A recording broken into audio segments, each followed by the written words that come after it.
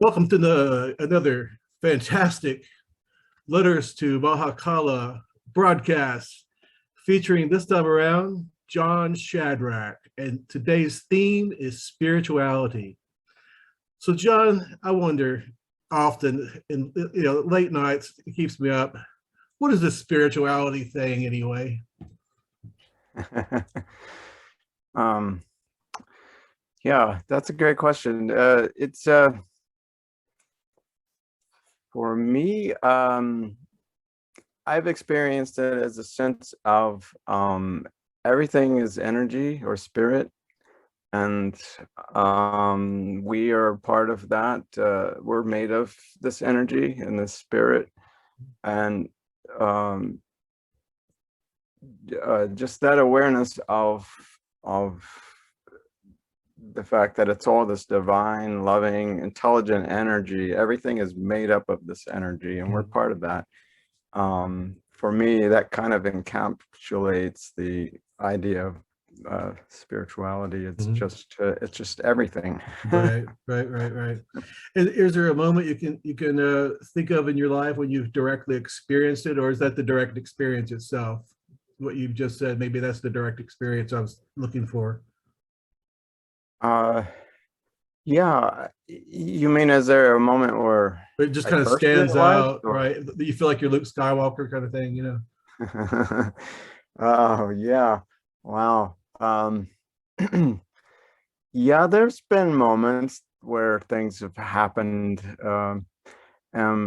There's been a lot of moments of just feeling the energy and having an kind of a knowingness of Yeah. the nature of of everything. There's been moments of things, unexplainable things happening, Yeah. or knowing what someone's going to say, or having something appear out of thin air, or Right. things that can't really be explained away. Mm-hmm. And Empirically, right? right, Yeah. they can be explained from the point of view we're talking about, Mm-hmm. that everything is spirit and energy. Yeah, I don't know if you want specific Oh, that's moments. okay. Whatever you feel like, that's fine. That's fine. And I really like what you said about the spirituality as an energy field, perhaps. And it's always there. Maybe I'm getting that. And it can be experienced if you direct your perception towards it. And if you do not, then that's fine. You don't have to experience it, kind of idea. Is that kind of what you're talking about? Yeah, that's Okay, cool. exactly it. Yeah, Cool. yeah. That's all right. Yeah, anything can be a spiritual experience if Mhm. that's your focus. Or you can totally ignore it and go Mhm. around in a, unaware, Mhm. and that's fine too. There's, Yeah. Yeah, I get you, man.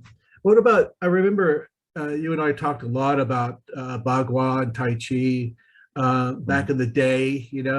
Um, Yeah. when you were doing your Bagua, was there that same sort of feeling that you're in tap with the energy field itself, experience, or whatever we want to Hmm. call it? Yeah, definitely. With the Bagua, you walk the circle and spin and turn, and then definitely I felt that practice generated a lot of chi Hmm. flow through the body, a lot of this energy that we were talking about. The same with Tai Chi. Hmm. You began to feel very heavy in your hands, and you could feel energy running up through your legs from the earth, and Hmm. um, so that definitely hit that kind of experience for me of, Yeah. feeling that energy, and the mind would quiet, and you would just have this sense of, whoa, everything is this energy, Hmm. and I'm a part of that, and it's it's kind of an amazing thing. It is, it is. And it's wonderful. We can talk about it with verbs and nouns, but also we can recognize that it's ineffable, something that's a step beyond, kind of idea. I agree with you. Yeah. Yeah, it's a little hard to put into words sometimes. Yeah, definitely. And of course, that's kind of like maybe the fool's gambit I'm doing here with this interview. I'm trying to capture that thing, but what we have is kind of like maybe going to the mountains with a pan and trying to pan for gold. So I don't know. It's my best metaphor. Yeah. Yeah. Best metaphor. Well, okay. You were also a drummer, a shamanistic drummer. How did that work as a spiritual sort of outlet for you? Yeah. Well, it was kind of studying with a woman in Pennsylvania named Carol, she'd studied with a well-known teacher of shamanism. I can mention his name if you want, but I don't want to drop names. But you probably heard of him, Michael Harner. He wrote The Urban Shaman or something. Oh, yeah. Like Okay. that, Okay. way back in the day. Anyway, she had studied with him, and so she was teaching us this practice of taking a journey into the spirit realm, and asking questions and being open to answers from spirit guides or ancestors or the earth or whatever energy met you there. So I can describe the experience, Sure. if you like. So we'd sit in a circle and ceremony and put our intentions into traveling, journeying to the spirit realm and getting an answer, and serving everyone, for the highest good of everyone. Excuse me, we would lie on the floor, and she would drum, and we would journey. Usually you would visualize like a hole in the ground or a hole in the tree, and you would travel down into the earth with your question and meet sometimes for me it would be an ancestor, or a spirit guide, or some ascended master, or someone with an answer to my question. A lot of times it would be sort of a non-verbal transmission of just kind of like a knowing that I would kind of have to sit with afterwards and kind of find some kind of meaning. Right. As we were just saying, it's hard to put it into words sometimes. Yeah. And after a time, she would drum a little faster, and we'd return and come back fully into our bodies and ground ourselves. And yeah, I found it to be a very powerful experience. It sounds powerful, that's for sure. Yeah. And yeah, it was a wonderful group of people there. When I relocated to Hawaii, is kind of when that stopped, but there was a whole another world of spirituality out there on Kauai. See, I didn't think about that. I didn't think about asking that. Darn it. Yeah, well, that's Note fine. to self. Okay.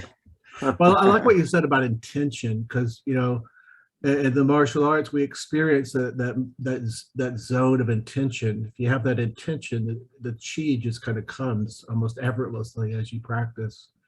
So yeah, I can really connect with that. That's pretty cool. Okay, let's see. What about as far as who Jon is, according to me, he's a man who indeed is in love with the ocean. Can you talk about a spiritual connection with the ocean that you have? Oh, yeah. Yeah, when we were young, we would vacation to Florida in the summer, and I just remember just that from that very first time of getting in the ocean, feeling cleansed and feeling, well, the word super, super Yeah. connected, just deeply connected to the universe and this energy source. Again, it's a little hard to put into words, but it's sort of like, each drop of water is an individual drop, but it becomes one with the whole ocean. So I see us as kind of these individual drops of water, but we're part of something bigger. And we can actually merge with that larger, the big whatever.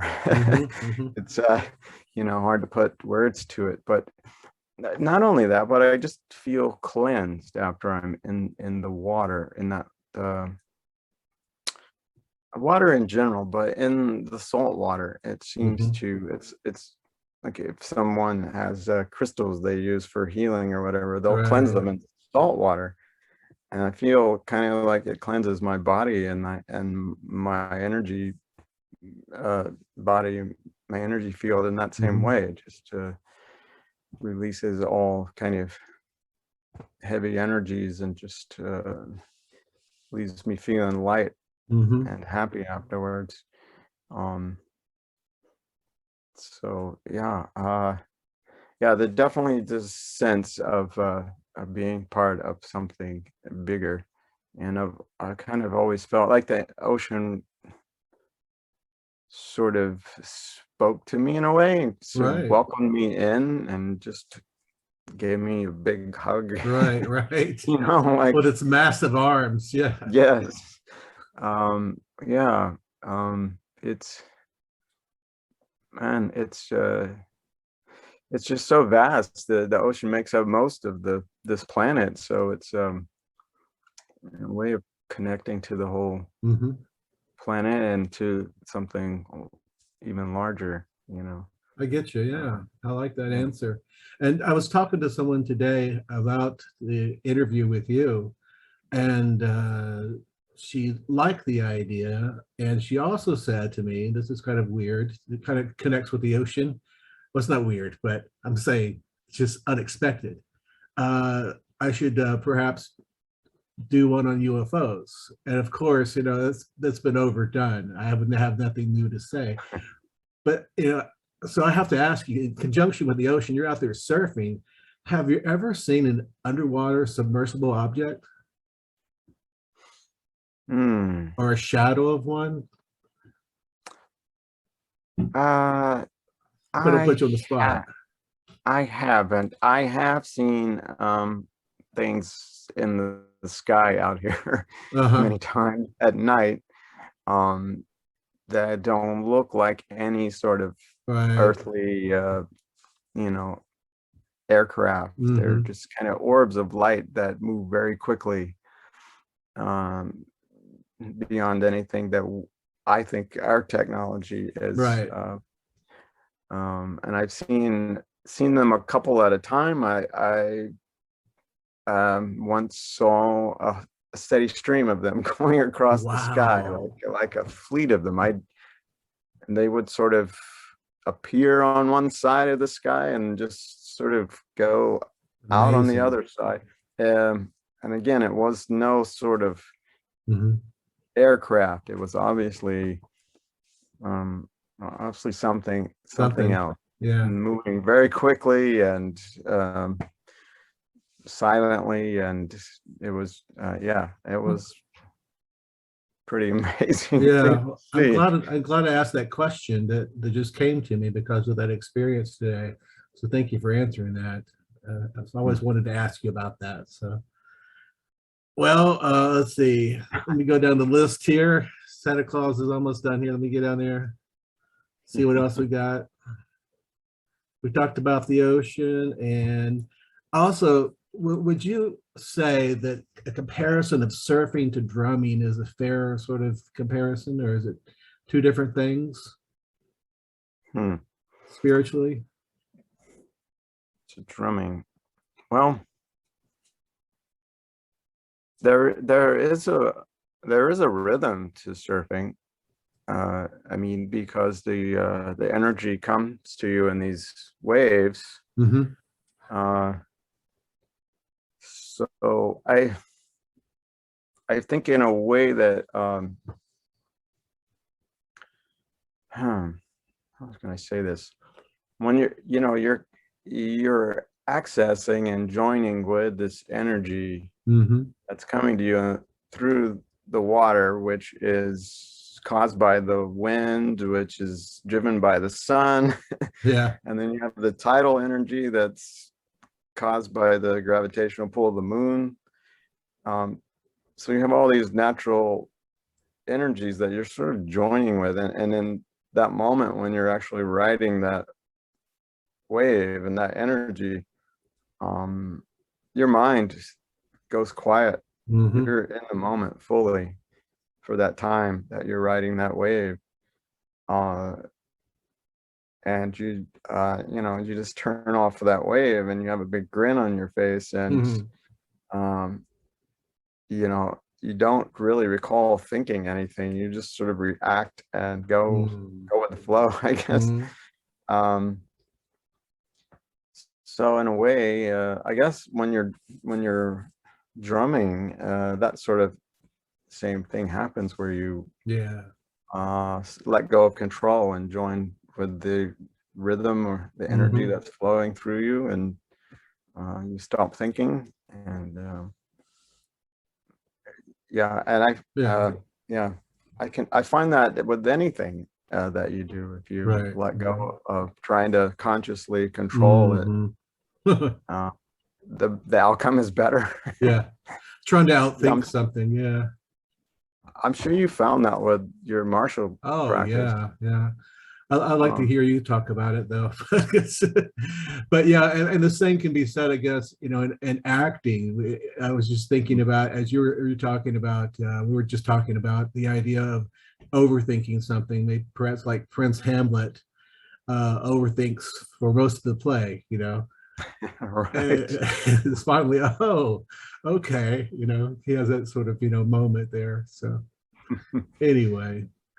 Let's see. What do we have left here? We got surfing down. Good. Now here comes the good stuff that I've been waiting to ask you about.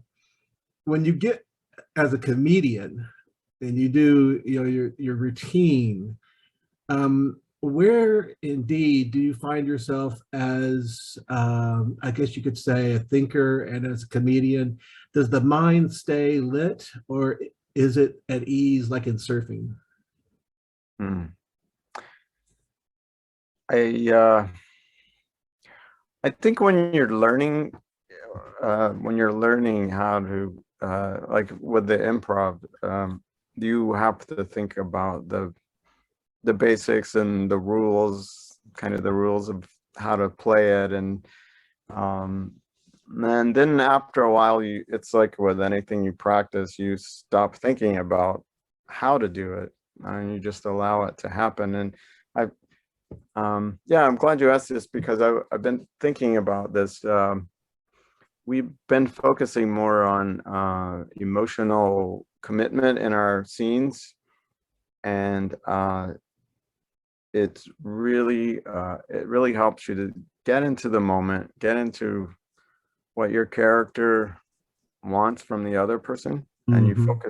you focus on the other person and getting what you want from them, and the funny just happens from the behavior, human behavior, because Right, right. we're just funny. And I think the funniest thing, the funniest stuff comes from when the audience recognizes something about themselves and what you're doing in your scene, um, and they see it and they recognize it and they laugh. And I think it's the funniest stuff that we create, rather than trying to think of a joke or trying to guide the scene in a certain direction. Just be in the moment, Mhm. observe, listen, use everything that is said, everything that happened, every mistake is actually a gift. it takes things in a way that you couldn't think of on Right. in your brain. It's for me, it's magical. It's a spiritual experience. Hmm. And the more in the moment you are, the more fun you have, and the funnier it gets. It's true also of dramatic acting. I've found it to be very spiritual for me. I started a dramatic improv group within our comedy troupe last year. And I brought in my own knowledge of acting and how to be in the moment and be truthful to what comes up for you, what you're feeling. I had some very wonderful teachers along the way, and I'm finding that the people that have been acting with me in the dramatic improv have been really improving in the comedic improv.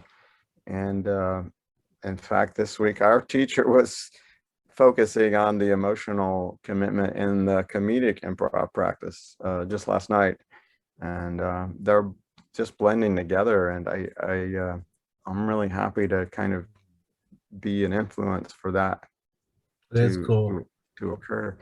Um, Did I uh, perhaps see that the video that you sent me? Was that part of it? that was part of it, yeah. Yeah, that was good. Oh, thank you. Yeah. We're in the process of getting together for live shows again, so Yeah. hopefully we'll have an audience, a real live audience soon. And hopefully some video for your cousin. So there you go. I hope so. All right. Um, Well, John, thank you very much for answering my questions. You gave me a lot of attention and a lot of focus, and I really appreciate it.